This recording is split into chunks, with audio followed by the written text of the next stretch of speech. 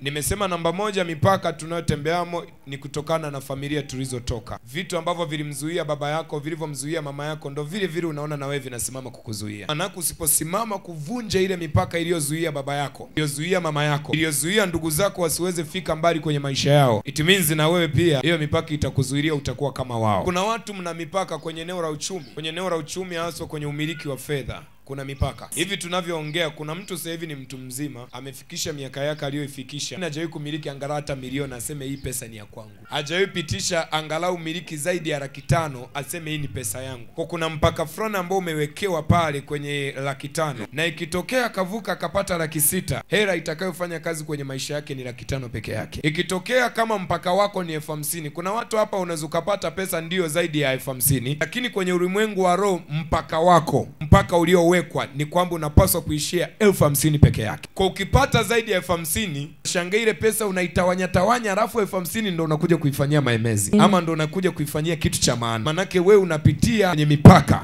Kuna mipaka kwenye uchumi wako ambayo inaendelea. Usiposhughulika nayo, maisha yako yataendelea kwa yale yale. Kuna watu hapa mpaka mmenunua viwanja mmeishia kuviuza tena. Nini? Kwa sababu kwenu hakuna watu waliojenga nyumba nzuri za maana. Umenunua kiwanja, manake kwenu kuna mipaka ya kuto kujenga. Kwa ule mpaka umejaribu kuvuka, umenunua kiwanja, unasema sasa naenda kujenga. Bwana Yesu asifiwe. Amina. Lakini unashangaa wakati unaweka wazo la kujenga, ndo tatizo linainuka.